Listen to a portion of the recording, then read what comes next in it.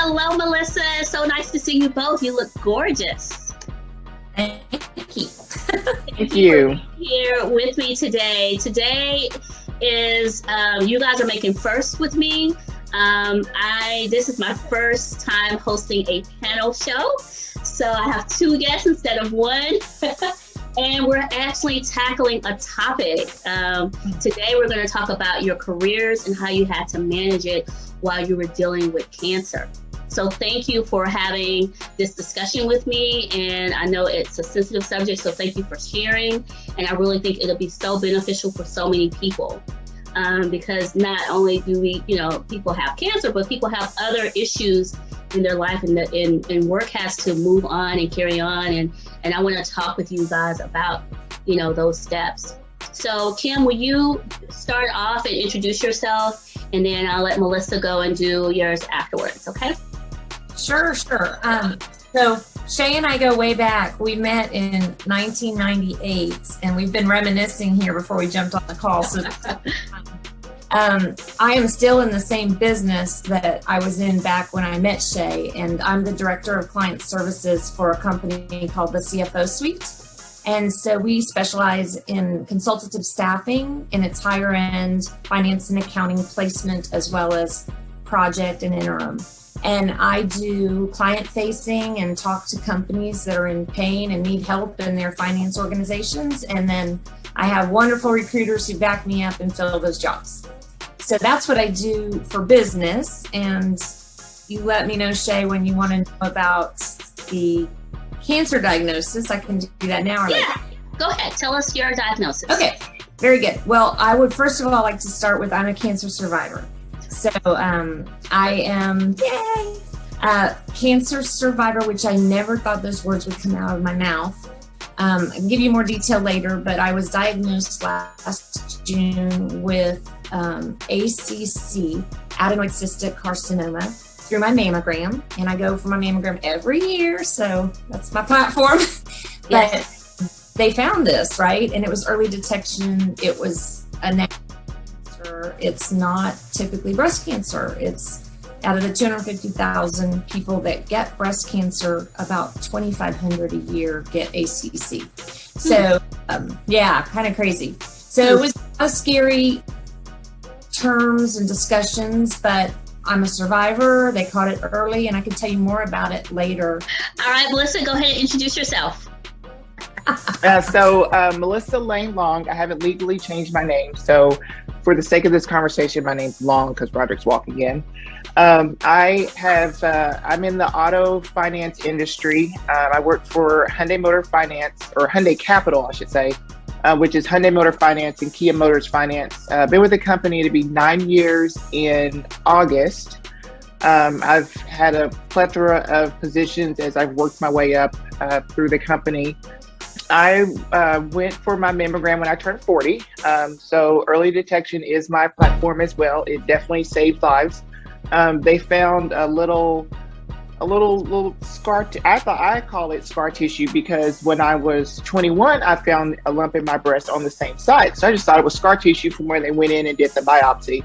But I quickly learned if it has that irregular shape, then it's an area of concern. So went through that. I've had a bilateral mastectomy. I've had a hysterectomy. My doctor was, and we can talk about this later, but she said that I was the only patient that immediately wanted to see their breast after I had my surgery. And I said, well, I want to see what you kind of did to me. So yeah, I want to look at them. But she said it was a lot of women that have a hard time because they feel like they're not a woman anymore because they don't have their breasts. And I was like, no, that doesn't define me. So I cataloged everything through Facebook. I've had so many people reach out to me and say, your story is so inspirational. I actually showed pictures of when I was getting my injections and stuff. So I'm pretty much an open book. So when Shay approached me with this, I was like, yes, I can finally tell my story and reach other people and help everybody. That's about me. So that's me in a nutshell there. Love it. I love it. Thank you guys for the introduction. I appreciate that. And I'm already learning so much. And I'm so happy. I didn't know much about your diagnosis. prior to our conversation. So this is really good. I'm learning as you guys are talking. So I want to talk to you first, because I always start off the show with how important connections are to your life. Through the course of my treatments, they started, diagnosis in June. I finished Christmas was when I was told I'm good to go. My network was amazing, and that was personal and professional. But on the professional side, there were certain friends, business friends, that I shared my story with, and they were very supportive and checking on me and involved. So like having that network and having people kind of have my back, even through a health scare, was unique and different for me. But what was really awesome was many of them referred me to their friends or their family member who'd been through similar circumstances to have dialogue and get answers to questions, check out doctors, whatever that might be. So network to me is just honestly part of life. It is, I have my people, I have my family, I have, my work friends, but then that extended family, which is that network, is just something that I can't live without. So I'm happy to hear that, because both of you have shared that you, and I know because I'm friends with both of you on Facebook, and I know that you've been very open about, just your journey, which is very helpful to people. So, and it actually made me comfortable reaching out to you to ask this question. So I know that it probably makes it, it opens the door for other people that might be in similar situations. So Melissa, has reaching out or being open on Facebook, has that helped you connect with other people as far as how your journey has went along? Have you found doctors and, people, therapists, people along the way to help you because of your openness? Well, I was already in therapy because I take medicine for my anxiety. And so Edna had an awesome program. It's called Able To, and it was coverage free. So if you went through this program, and so I really had a really good connection with my therapist. And so when I was with her, that's when I was diagnosed, and she said, we have a cancer therapy program. So that was really, really like right on time to be able to still continue to get that care. For someone like me who gets anxious and my anxiety turns into anger, and I was able to talk things out and to be able to just cope without having a meltdown. Yeah. So that was like one great resource. I'm kind of jealous over here. I didn't know the groups existed. I just had to cry to my husband. I'm really wishing I'd known about that. See, this is what it's all about. Now, tell me, because that's important, because that kind of leads to the next, how did your teams take the news? Not only your teams, but your leadership, that sort of thing. Can you tell us how that went? My boss is a breast cancer survivor, Oh, wow. but we were the same, but we're very different. So her story or her experience, she kept very private. And so when I got diagnosed, I was like, hey, y'all, guess what? I have cancer. And they're like, and you're at work? And I'm like, well, yeah, cancer doesn't pay bills, and so I have to work. So, it was just, everybody, it was like a shock to them that I was still functioning, I was still, when the doctor called me, I was on my way on a dealer visit. I was going to give him a $6,000 check. And when I got there, I was like, hey, sorry I'm late. I kind of had some news and I'm fine. Here we talked business. And then I went to the office, and the senior director, I went in his office and I told him, and he was like, do you want to go home? And I said, no, I'm just going to go back over here and finish work. Because it didn't register with me. And everybody else, it was like the world was coming to an end. And I'm like, I'm not going to die. I'm fine. I'm okay. It just didn't hit me. So for me, I guess I was in denial or in shock or stages of grief. Yeah, that's understandable. What about you, Kim? What about your team and your leadership? So we're unique because we're a boutique firm. So there's only 13 people in the whole company. Oh, wow. Okay. We Zoom. It's the Brady Bunch on company meetings. So it's more like a family, though. It's more like a family. I have 2 directors who I followed here or brought along, and we're very close. And so they knew that I was seeing the doctor and that things were in question. So they were kind of on high alert. My boss is British, and he's in Dallas, and it's a male, or he's a male. So I was a little bit anxious to tell him, just not knowing. I mean, he's very compassionate, but just not knowing how he would feel. And so I kind of sort of gave him a heads up that I had some pathology done, and I'd been waiting 5 days and still hadn't heard anything. So if I'm a little flustered or, out of sorts, yeah, anxiety's building, right? And so I found out on day 10 through getting a report on my desk in my home office. No doctor talked to me about my cancer diagnosis, and I was floored. So really? I told my husband first and foremost, we talked. Yeah. I won't go into who the doctor was. He's not my doctor anymore, but it was through my general practitioner. Mm-hmm. And when the came back and the pathology came back, they just loaded it into my chart.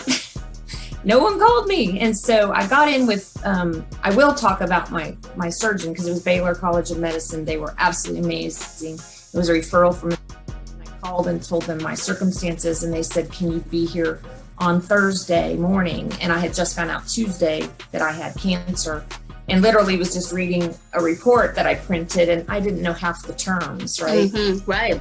So to answer your question, I called my boss back and I said, well, the news wasn't great, but I'm a fighter, and I'm not going anywhere, Lord willing, I'll be here to fight through it and work.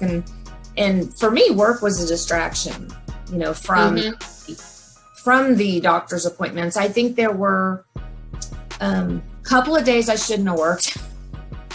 Zooms I was on where I was just, chemo brain is a real thing.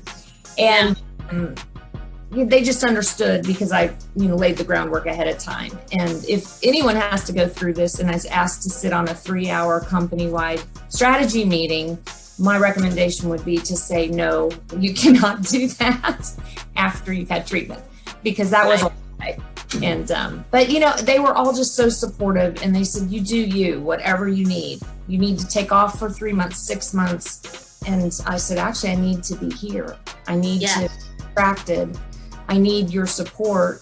And I need to know if I need to cry that you're here for me. And so I jumped on a Zoom after the directors knew and the boss knew. Mm-hmm. And I told the whole team at the end of our Monday call, and I just said, FYI, I've got breast cancer. We're going down this road together. So, y'all both were just so positive. That's really, I think that's great. I have so much more respect for you ladies, both of you. I don't know how I would be, So this is very eye-opening. So, but I guess by the time you speak to someone or tell your team that you've had a chance to absorb it a bit, except for Melissa,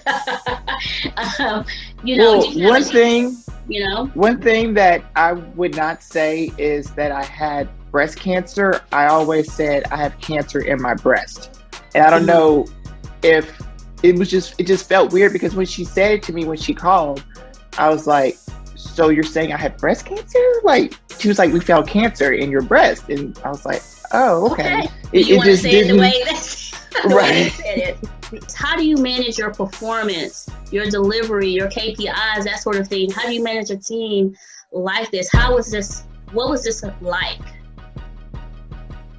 Well, for me, the opportunity to be able to be honest and transparent with everyone. Mm-hmm. Everyone said, we've got your back, So if there were calls scheduled for the next week and I was having a rough week, I could IM any one of them and say, can you jump on this call? Mm-hmm. Now, we had, if there was a luxury of having COVID, I guess we had the luxury of just being home office and having virtual meetings. So it was very easy for people to cover my sales efforts if it was a bad day or one of the medications was making me sick. I also hadn't mentioned this earlier, but I I had to go through post lumpectomy. I had to go through chemotherapy in September and October, and then radiation in November, December. And so with the 4 chemos, they were every 2 weeks. I really felt bad for about 2 months, but not debilitated. So on bad days, if I had chemo on Wednesday and Thursday were pretty good. Stuff was kicking in, discomfort, nausea. And so I was taking medication that made me very foggy. And so like if someone needed to cover a call or meeting, they would. And as I went down that journey, I realized to not schedule things, right? But in the meanwhile, the team supported me. Yeah. And then our business isn't as necessarily KPIs because we've all done it a long time. It's more results oriented. And so fortunately, with cancer and COVID last year, my numbers were only down 10%. Oh, wow. So how that happens, it's faith in God, it's a great team. It's working when I could and just putting it into after gear when I needed to, but resting when I needed to as well, listening to my body and knowing that I had good people to pick up where I left off. That's awesome. Okay. I like that. I like everything you said. What about you, Melissa? How did you manage? I kept going and going and going, and others were telling me to stop. And I was like, no. So it was this. Yeah. They're like, I can still do this. I can still do a spreadsheet. I can still take on this project. I can still do this. I have my doctor's appointment. I'm going to be right back. I'm going to check my emails when I get back. So that I went into like overdrive mode. I did not have to have the chemo and the radiation, but what took me out was the surgeries and the recovery time and the pain medicine. So what took my hardest hit is when I had to go out on FMLA, because in my mind, I'm like, no, I'm not going out on leave. I'm just going out on PTO. I think I have this whole distortion thing going on with how I look at life here. But I was like, no, I'm going out on PTO. And they're like, no, we don't want you to work because we know you. So we're going to take you offline. So that was the hardest thing. But I would literally like have a surgery on Tuesday. I would recover that week. I would take another week off, and then I was right back at work. And most people were like, well, you could take 6 weeks off. You can take 8 weeks. Like, you can be off while you're doing all this. And I'm like, no, if I'm going to be off, I'm going to be on a beach somewhere. I'm not just going to be laying in bed recovering from this, because I'm not going to let this stop me from getting things done. And it was actually one of the best years, because I do have KPIs. So it was actually one of my best performing years.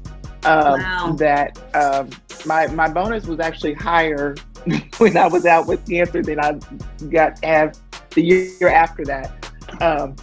But no, I love my job. So, I mean, Kim, you love your job. You've been doing it a while. So when you're around people who know that and will foster that work ethic that you have. But it was just really hard for me to just not be still. Like one day I went up to the office and I was not supposed to be up there. And everybody's like, oh, Melissa. And they're trying to give me a hug. And I'm like, no. Can't get close to these. Crazy. Well, hey, I didn't tell you this either, and I don't think Melissa knows, but when I got my cancer diagnosis in June and I was in and out of the doctor, I got COVID. Oh my goodness. I then was stuck in bed for 2 weeks. So that was out of cancer or COVID. That's what put me in bed for 2 weeks. And I wasn't terribly sick. I was sick for about 4 or 5 days, but I was exhausted. I was absolutely exhausted mentally and physically, because you get the diagnosis, it freaks you out.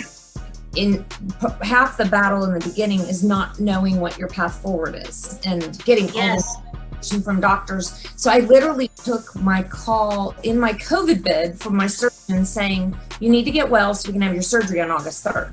And I said, okay. And so when I called my boss, I said, just turn me in for COVID leave for a week. He goes, too late, I already turned you in for 2. Like, he didn't want to talk to me. He didn't want to see me. He didn't get well. Yeah. So we want you here, Kim. Take care of yourself. Exactly. Like what? Cancer and COVID? No. You need to get well. So you take whatever time you need. And he forced my hand because I probably. How did you get COVID? Do you mind me asking? Do you know? I'm only assuming coming in and out of doctors. However, my daughter was sick right before she went off to college and received a negative COVID diagnosis and a positive strep diagnosis.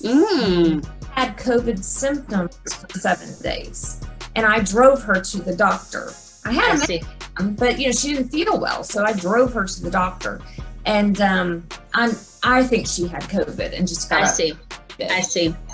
You guys are just amazing troopers. Like, you guys are just full steam ahead. You won't let anything stop you. This is why you guys are survivors, because you guys are not letting anyone tell you what you can't do, which I love. So I'm gonna ask this question lightly. Was quitting, taking time off ever an option? Were you like, I'm just not gonna do it? Just not gonna do it? No. I love it. No. I love it. Even when it sounds like you had to be forced for the time off. Yes. Yeah. I mean, what's weird for me is I hear it, Melissa, like she was going nowhere. I mean, we're small, we work from home anyway, so I had a lot of flexibility. I didn't even have to go to an office like her. But when I started out saying, I'm going to take my laptop to my chemo treatment. Now, treatment is a long day, and it's not comfortable, and you have a port in your chest, and I got the Red Devil, so I went 4 rounds with that guy. And I just decided that day was for me, because they let me bring a buddy after the first one. The first one I was all by myself. I had to be able to talk to my sister or my mom and maybe read a book, take a nap, and not have. Part of my problem is the pressure I put on myself, right? It wasn't my company. It was me saying, no one's going to knock me down. So, on chemo days, I decided that was a day to just get through it and then function on Thursday. And then Friday, I usually was a waste. I mean, I would try, but it just, with the medication coursing through the veins, it just, from that day to Saturday, Sunday, and then Monday would start out a little bit better. So, well, that's quitting though. No. Yeah. I'm kind of like Melissa, who's going to pay the bills? Right. And see, that's the thing. That's the thing that I have always, really one of the reasons why I wanted to talk to you guys is like, isn't your job connected to your medical insurance? So how do people do this, right? Like, you can't stop working because you need your medical care. I mean, more than this time ever. So it sounds like you were definitely utilizing that. But I was just wondering if that registers with a lot of people. Like, you need your health care. Right, because Aetna covered everything 100%. So too. They were good. Yeah, but maybe they can be a sponsor. Yes, and they sent me a little care package before I had my surgery with like a fresh toothbrush and floss, and it was some other little things that you need, like saying that here's something fresh for you to pack in your bag and take with you. I thought that was so awesome. I didn't get that either. I'm feeling short. I didn't hear about the program, and I didn't get my package, so I didn't get the goodie bag. Wait a minute. I loved Aetna, but my dad came up and he's like, I'm going to stay a week with you. And I was like, I don't need you to stay with me. I don't want anybody at the hospital. I didn't want to. I just wanted to just go through it and not be a burden to people. Is how I felt. I was like, no, you have your life, and you and mom retired and take care of the church, and Roger, you work, and don't worry about me. So that's what I battled with. And then it hit me one day when I was getting the injections, and I started having the muscle spasms, and I'm like, okay, I can't function because I seriously need to go dope up, and I'm not going to be any good after that. Wow. But I want you guys to explain to the audience, like, did anyone ever treat you oddly, weirdly? Like, do people treat you like a victim, so to speak? I think for me, everyone was just extremely supportive and honest. true, just to the root shock. They couldn't believe. They're like, you're healthier than you've been in 20 years. Yeah. Working out 5 times a week. You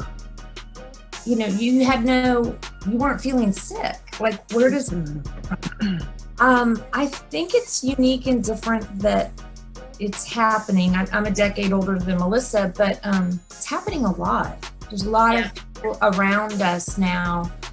And I don't think it's where we live because they're all different cancers. But I mean, in the last 2 weeks, I've had 2 new diagnoses of people I know.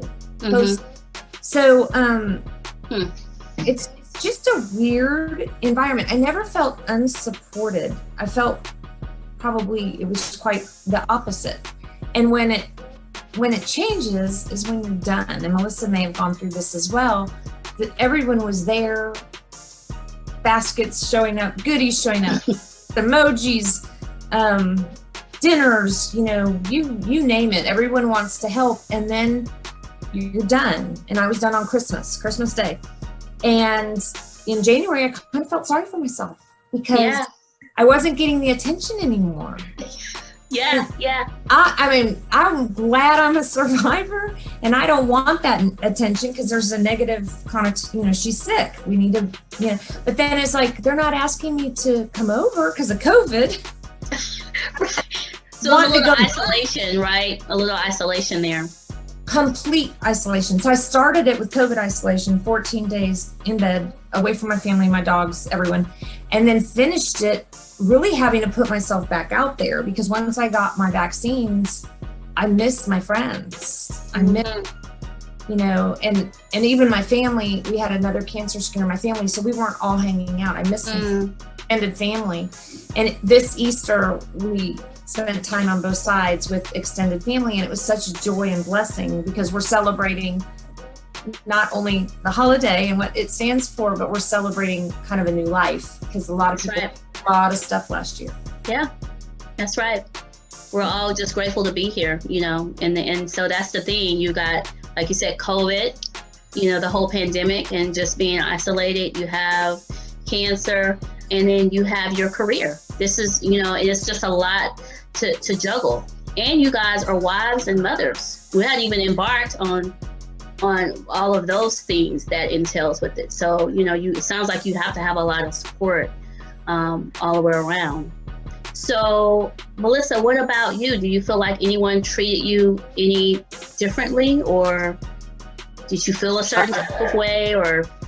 Yeah, I'm my hardest critic. And so I have to thank the church.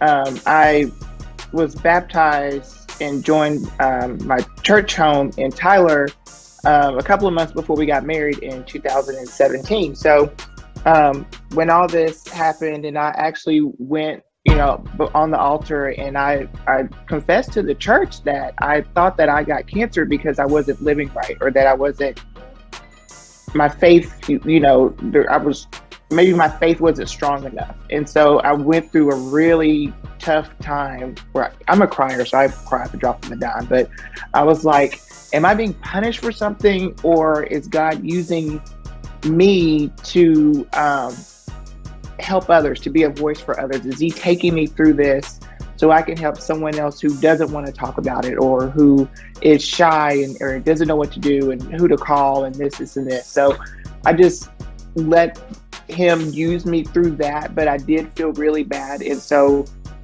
I had a lot of support. Strangers, like my dealers and clients, all they care about is wanting some cars, but they would, call and check on me. But then afterwards, kind of like you, Kim, people would ask me, well, how do you feel? Are you okay? And I'm like, I'm fine. What are you talking about? So it kind of felt weird that people always ask me, are you okay? How are you feeling? Are you okay? How are you feeling? And then I'm like, I've always felt fine, so to me, it's like, do you see something in me that makes it like, is there something wrong with me? Do I not look good?